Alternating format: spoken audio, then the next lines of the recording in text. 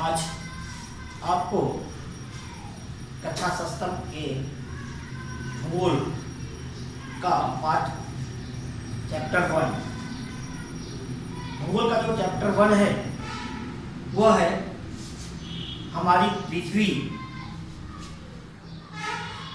जिसमें पर्यावरण तथा उनके घटक, यानी कि जो पृथ्वी है उसके चारों तरफ जो वातावरण है वही पर्यावरण कहलाता है। और उस पर्यावरण को प्रभावित करने वाले जो भी कारक हैं उन्हें घटक कहते हैं। तो जो आज का पाठ है, चैप्टर है, वह है हमारी पृथ्वी, पर्यावरण तथा उसके घटक। हमारी पृथ्वी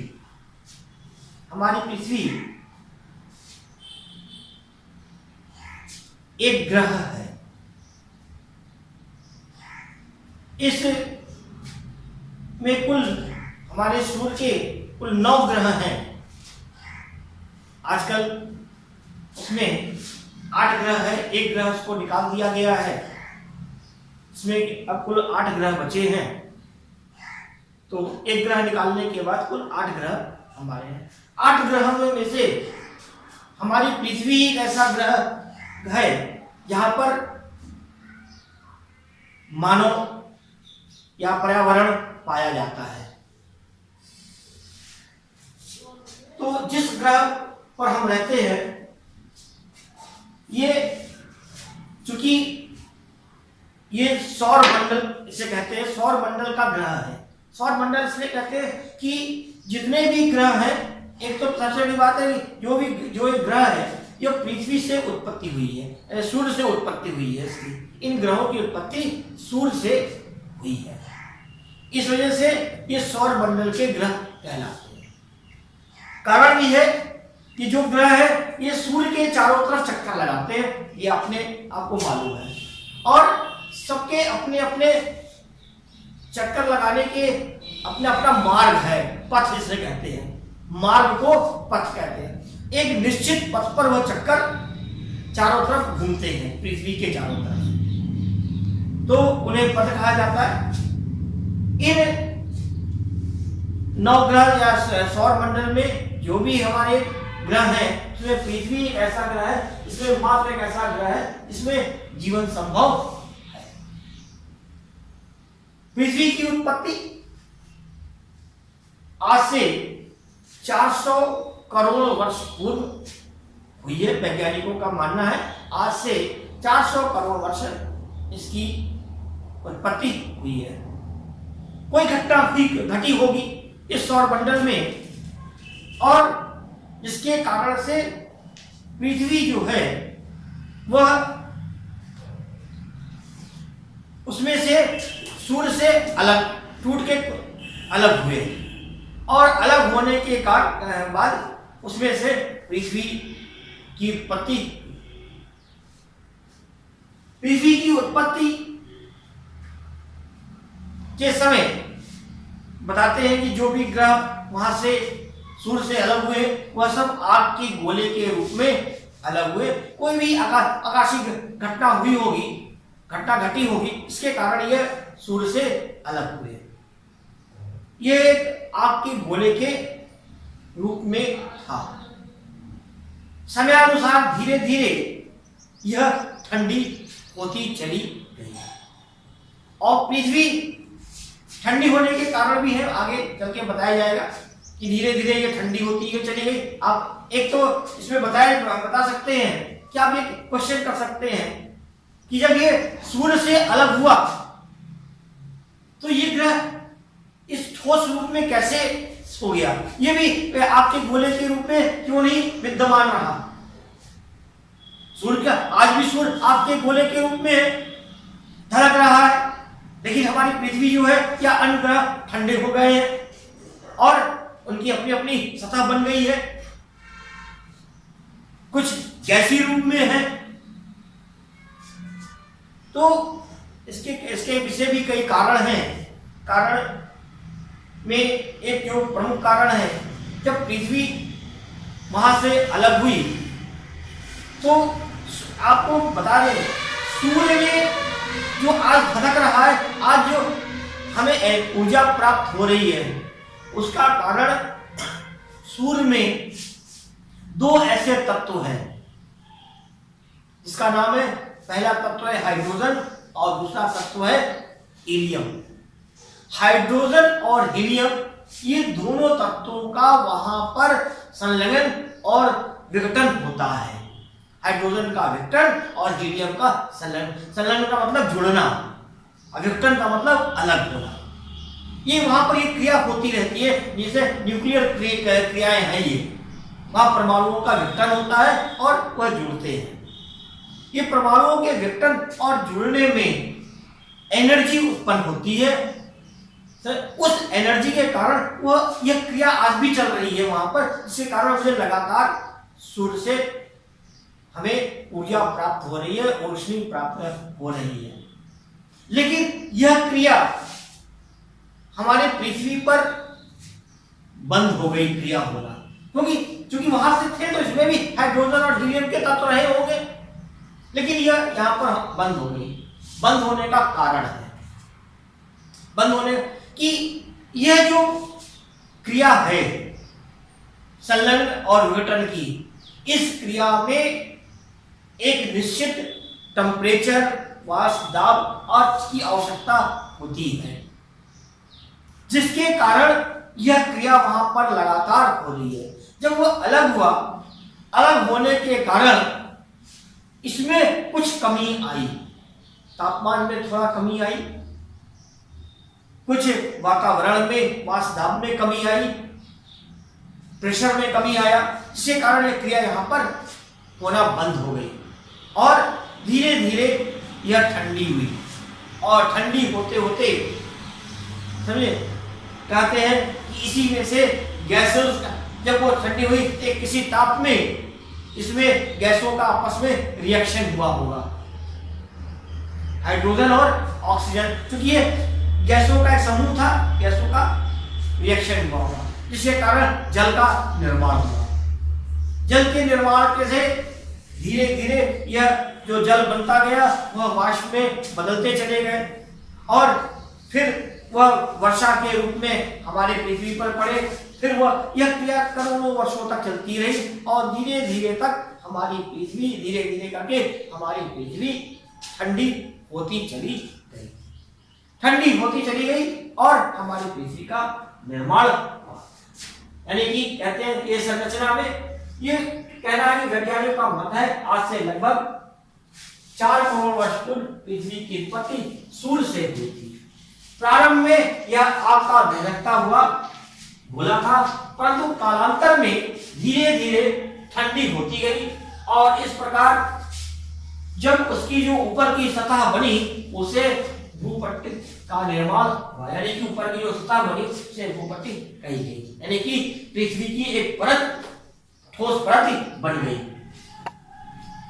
इस ठोस परत में पृथ्वी में बनी तो पृथ्वी का जो हिस्सा जो बना उसमें से लगभग 29% भाग स्थल के रूप में और 71% जो भाग था, 71% जो था वह जल के रूप में हुआ है।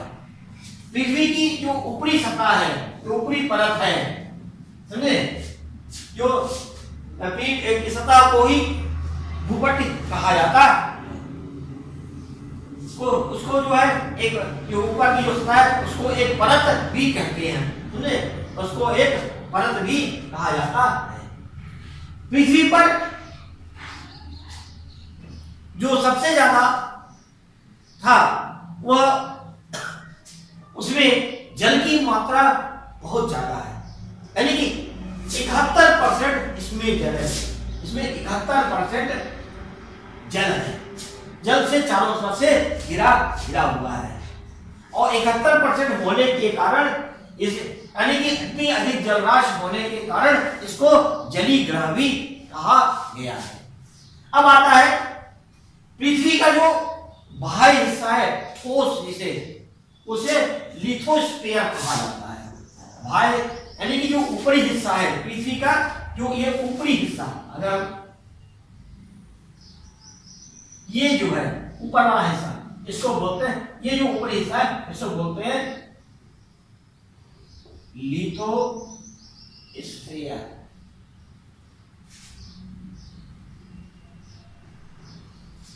लिथोस्फीयर बोला जाता है। और लिथोस्फीयर जो इसका अर्थ होता है चट्टानी मंडल, यानी चट्टानों का मंडल, इसको बोलते हैं लिथोस्फीयर कहते हैं। इसी सतह पर ये हमारी पृथ्वी की सतह है, इसी पर हमारे महाद्वीप और महासागर स्थित है। 7 महाद्वीप और 4 महासागर इसी में स्थित है। इस पृथ्वी पर चारों तरफ महासागर में जल और महाद्वीप में हमारे स्थल भाग होता है, जल है। अब जैसे अगर हम इसमें करें तो अगर पृथ्वी है और ये महासागर का हिस्सा है, तो पृथ्वी का जो ऊपरी सिरा ये है, ये तो आपको हो गया लिथोस्फीयर, ये ऊपरी हिस्सा, ये वाला हिस्सा लिथोस्फीयर। यहां पर जो नीचे वाला हिस्सा है इसमें जल भरा हुआ है, महासागर। लेकिन ये जो जल है उसके नीचे क्या है, पृथ्वी का ही जो पृथ्वी की परत है। इस परत को जो जल से ढकी हुई जो पृथ्वी की जो परत है, समझे, ये आपका इसको बोलते हैं हाइड्रोस्फीयर। क्या बोलते हैं इसको? हाइड्रोस्फीयर।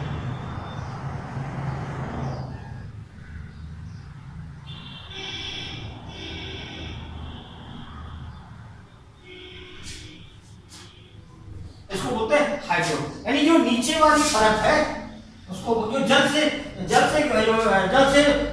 ढकी हुई परत है पृथ्वी की, इसको बोला जाता है हाइड्रो। यानी लिथोस्फीयर जो ऊपरी सतह जो हमें दिखाई पड़ रही है इसको बोलते हैं लिथोस्फीयर, और जो नीचे वाली स्थिति है उसको बोलते हैं हाइड्रोस्फीयर कहा जाता है। इसके बाद एक है जैव मंडल।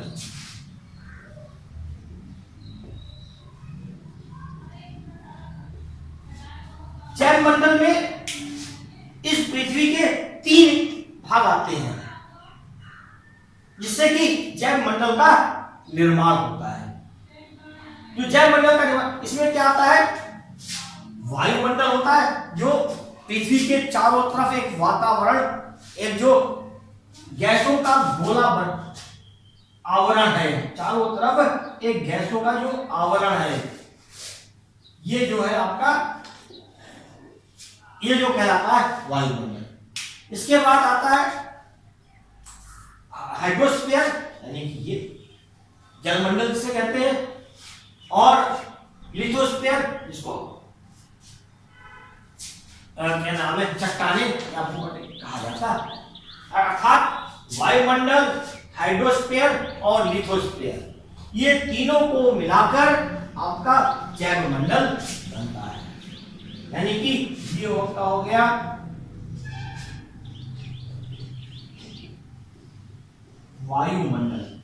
वायुमंडल, लिथोस्फीयर और हाइड्रोस्फीयर, ये तीनों को मिलाकर बनता है जैव मंडल। ठीक है।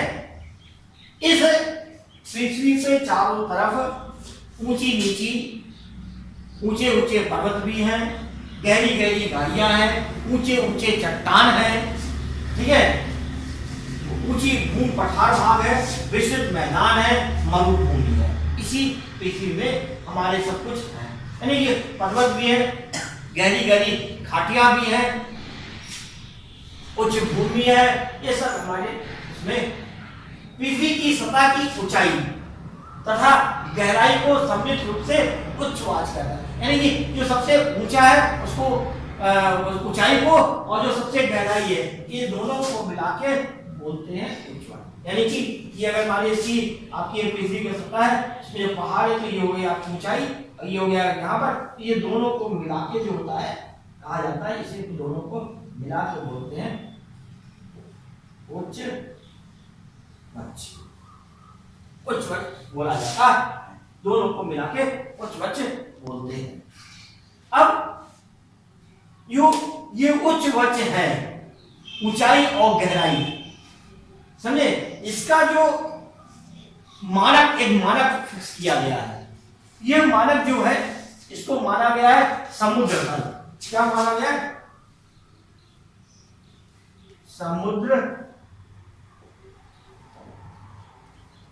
समुद्र तल इसको माना गया है। इसकी ऊंचाई हो जाए को समुद्र तल माना है। माना कि जो समुद्र तल से कोई भी इसकी नाप होगी, समुद्र तल से इसकी नाप होगी। समुद्र तल से इसकी ऊंचाई नापी जाएगी, किसी पहाड़ की या किसी स्थल की, या उसकी समुद्र तल से उसकी गहराई नापी जाएगी। यानी कि कहते हैं समुद्र तल को आधार बनाया गया है। आधार जो बनाया गया है, मानक नापने का आधार समुद्र तल बनाया गया है। अब आता है पर्यावरण का अर्थ। किसी जीव समुदाय या वस्तु को चारों ओर से घेरने वाली दशाओं या परिस्थिति जो समस्त जीवों यानी कि मानव, जंतु, पेड़ पौधों के विकास तथा वृद्धि को प्रभावित करती है, उन्हें संयुक्त रूप से पर्यावरण कहते हैं। यानी कि उनके मानव, जंतुओं और पेड़ पौधों को प्रभावित करने वाले, उनके विकास में प्रभावित करने वाले कारक को हम पर्यावरण कहा जाता है। तो पर्यावरण के का अर्थ हो गया कि जिस समुदाय यानी कि अलग अलग समुदायों में, अलग अलग पृथ्वी में, क्योंकि बहुत बड़ी पृथ्वी है, अलग अलग स्थानों पर अलग अलग प्रकार से वातावरण जो है वो मानव को, जंतुओं को, पेड़ पौधा, अब आप क्या कहेंगे कि जैसे पहाड़ है, पहाड़ों पर का वातावरण अलग है, वहां को प्रभावित करने वाले कारक अलग है। बड़े बड़े जंगल है, वहां पर प्रभावित करने वाले कारक अलग हो सकते हैं जीव जंतुओं को। गहराई में रहने वाले जो जीव जंतु हैं उनको प्रभावित करने वाले कारक अलग हो सकते हैं।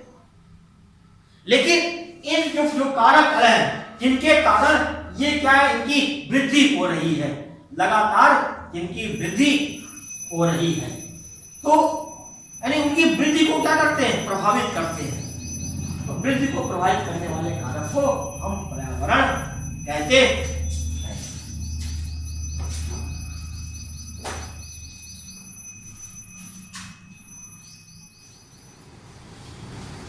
अभी बता रहे थे पर्यावरण के अर्थ। इसके बाद पर्यावरण के अर्थ के बाद आता है पारिस्थितिक तंत्र। पारिस्थितिक तंत्र है क्या? सभी जैविक तथा और अजैविक, सभी जैविक तथा अजैविक तत्व समूह ही पर्यावरण की रचना करता है। यानी कि सभी जैविक तथा अजैविक जो तत्व होते हैं, यह क्या होता है, जैविक तथा अजैविक, ये किसकी रचना करते हैं, ये पर्यावरण की रचना करते हैं। इस पर्यावरण की जो रचना है, पर्यावरण के इन तत्वों में पड़ने वाले प्रभाव को पारिस्थितिक तंत्र कहते हैं।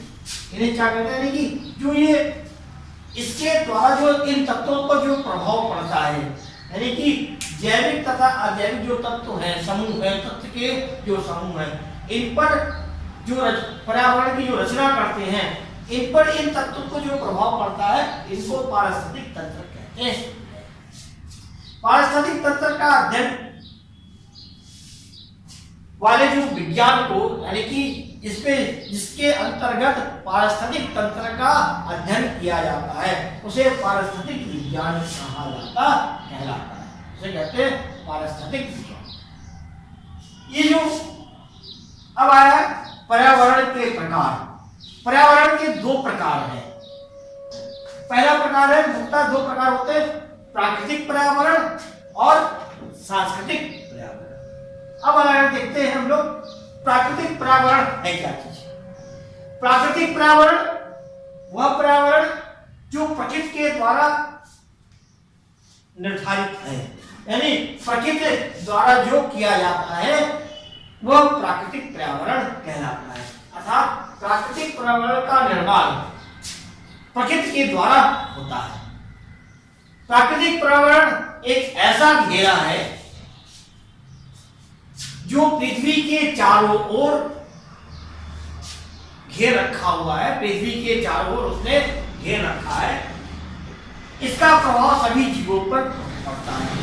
यानी कि ये जो चारों तरफ हमारी पृथ्वी के जो चारों तरफ जो एक आवरण है, ये इसको हम लोग वायुमंडल कहते हैं, या इसके द्वारा जो और भी जो वस्तुएं हैं, ये जो प्रभाव यानी प्रकृति के जो प्रभाव डालते हैं उनको पृथ्वी के चारों तरफ जो है उनको हम लोग प्राकृतिक पर्यावरण कहते हैं। ये प्रकृति द्वारा निर्माण होता है। इस पर्यावरण का निर्माण प्रकृति के द्वारा होता है। सांस्कृतिक पर्यावरण, सांस्कृतिक पर्यावरण यह मानव निर्मित है। हम अपनी आवश्यकता के अनुसार विभिन्न प्रकार के आवश्यकता के अनुसार विभिन्न प्रकार की चीजों का निर्माण कर रहे हैं। ये क्या कहलाते हैं? सांस्कृतिक पर्यावरण। जैसे हमें आवश्यकता हुई मकान, हमने मकान बना लिया। सड़क की आवश्यकता पड़ी, मैंने सड़क बना लिया। खेत की आवश्यकता हुई, खेत बनाया। कारखाने, ये सब जितने हैं जो हम अपनी आवश्यकता के अनुसार धीरे धीरे इस पृथ्वी पर निर्माण कर रहे हैं, इस वातावरण में हमने निर्माण कर लिया। यह क्या कहता है? सांस्कृतिक पर्यावरण कहलाता है। अब प्राकृतिक पर्यावरण और सांस्कृतिक पर्यावरण, प्राकृतिक पर्यावरण और सांस्कृतिक पर्यावरण, इनका जो समन्वित रूप है इसे कहते हैं समग्र पर्यावरण। समग्र पर्यावरण जो है यह तीन चीज पर अगर हमको चित्र के माध्यम से समझाएं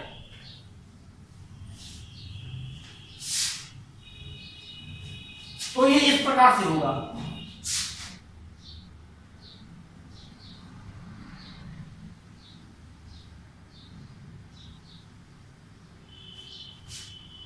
अगर तीन बोला, 1 2, इसमें जो है अगर ये क्या हो गया,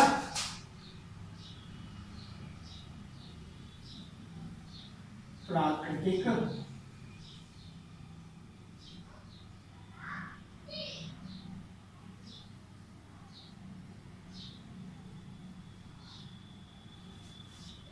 प्राकृतिक पर्यावरण, ये हो गया आपका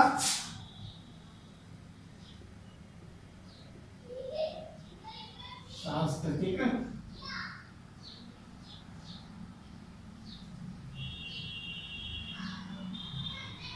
और ये जो तीसरा है ये है आपका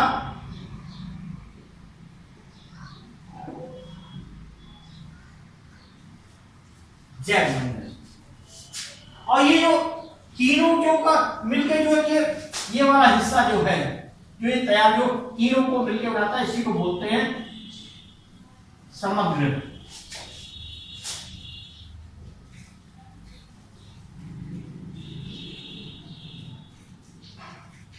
इसको बोलते हैं समग्र पर्यावरण।